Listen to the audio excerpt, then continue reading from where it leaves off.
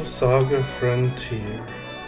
I remember it was probably mid-spring of 1997. I was like 11 when this game came out. It was really cheap at the time for 1999. And I'm showing the original display graphics of this game just so you can see what it looked like originally on the PlayStation. And it was just like you would make your character and you could pick between different characters, and depending on which character you picked, they had like a very, very, very short personal story. And it released you in the game, and you could go to pretty much any planet at the start. And if you didn't pick the correct character, it would release you into some really strong areas. So if you didn't pick like the robot at the start, which is what I'm gonna pick when I show you the updated graphics, it wouldn't take you to that same second town. And if you didn't go to that same second town, it would put you with monsters that would be like 2 to 3 times stronger than you were. Now, the way that I originally remember the game was I could only pick a few of the characters, even though I bought the game brand new for $19.99, because the blonde-haired girl that started in a prison would immediately freeze, like within, I don't know, I want to say like 2 to 3 minutes of her gameplay.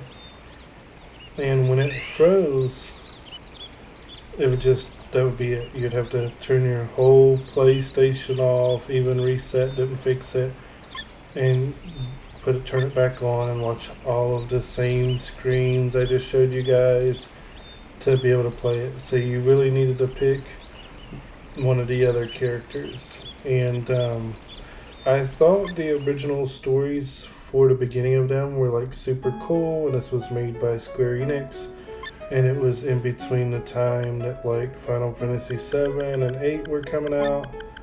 So like everybody that played RPGs was gonna pick this game up because of how cheap it was. And everybody that I know that bought this game hated it. And the reason why they all hated it was because of the leveling system. So the way that the leveling system works is you would gain a stat, I felt like at random, 100% random. And as that stats increased, so would the monster strengths. And the monsters would completely change. You could be in the same exact area, and they would change from the first monster to the last monster in the game. And that sounds like super unique or pretty cool, but what you also have to remember is that not only would these monsters change like that, but your weapons and armor wouldn't. So you could pretty much over level and not have strong enough weapons or armor to defend yourself. And a bunch of the strongest armor and weapons did come from shops, especially like a secret shop in a certain town that I'm not going to spoil just because spoilers. But you know, it would make the game way harder than it needed to be, and a lot of people that I know just wouldn't finish it because of that. Now, the person who came up with this idea of the game, his name was Akotsi Kawazu, and he worked on Final Fantasy 1, 2, and 3, and he was under this dude Hirono Sakaguchi, right? and the game was so horrible that they didn't even release Final Fantasy II in the United States until like the 2000s. That's how bad it was. So like, I'll go ahead and show like the box art of the Final Fantasy II we got, which is actually Final Fantasy IV, and then the original Final Fantasy II box art. It's completely different because it's a completely different game. Like, so they knew that, you know, well, his name is Toshi's. His video game idea was so bad it bombed in Japan, like nobody wanted to play it, but they still let him make games for Squaresoft at the time. And the games that he made were Romancing Saga and Frontier Saga. And what a lot of people don't realize is that Frontier Saga had like 3 different games, and they all bombed every single time.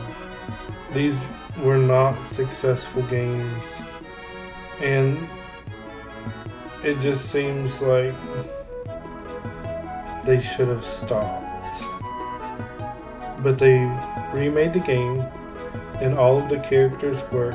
So I got to play through Amelia's whole prison break deal, and she actually has a really good in-depth beginning of the story. I feel like her story is probably the most complete, and if I would have gotten to play at the beginning, you know, that part of Saga Frontier, I might have liked it a whole lot more, because the robot, he's like, oh, I don't know really about my life and where I'm supposed to be.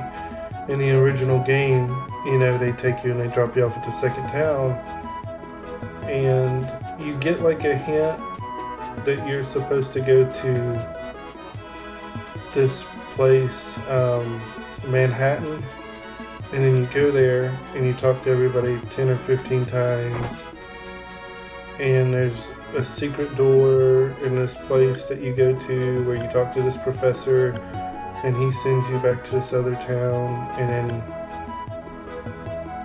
after like wandering the town like for what seems to be like forever and talking to everybody multiple times, you figure out who you're supposed to chat with and the weapons you're supposed to get.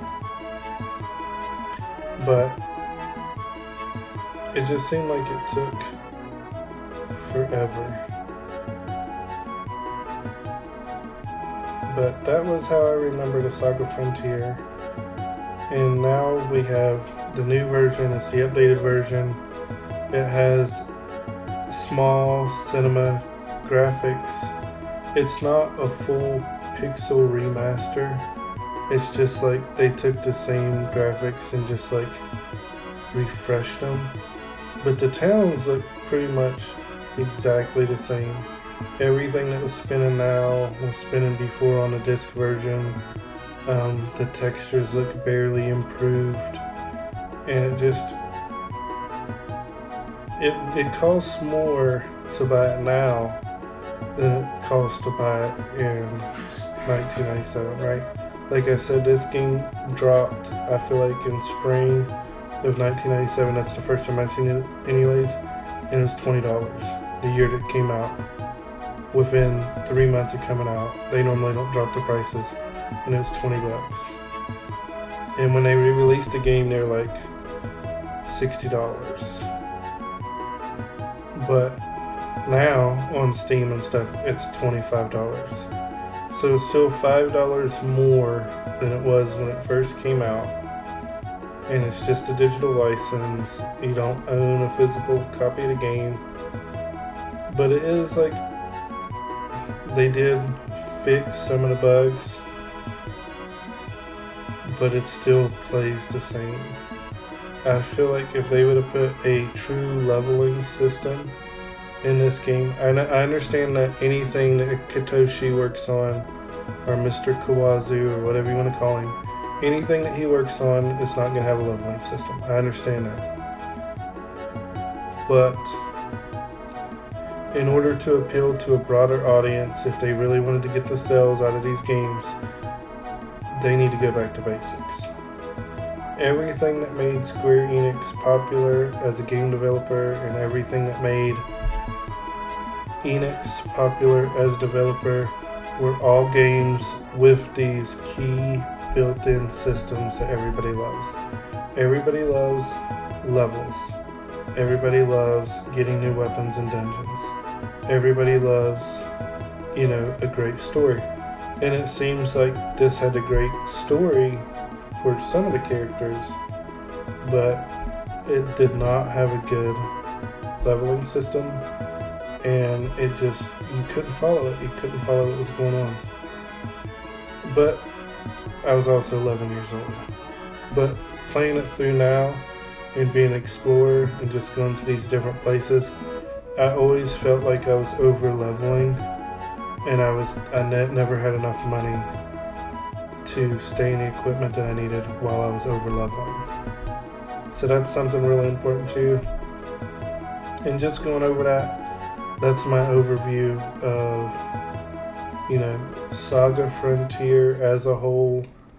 Like I said, I'll have you all saw the different pictures of different people, and what's your take on it? Do you think that these Frontier games are actually good?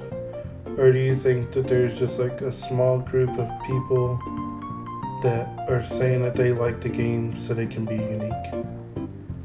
Because I just feel like the first two games in this series were so bad that it took them an extra 18 to 20 years for Final Fantasy II to be released as a pixel remaster in the United States.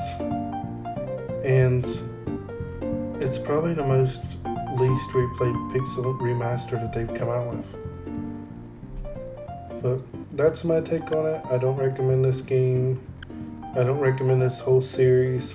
I don't recommend anything made by this guy. If you see his name on it, it's probably not going to be great.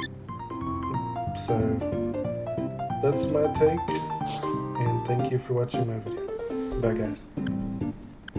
Thank you very much for watching. Please like, share, and subscribe. Bye.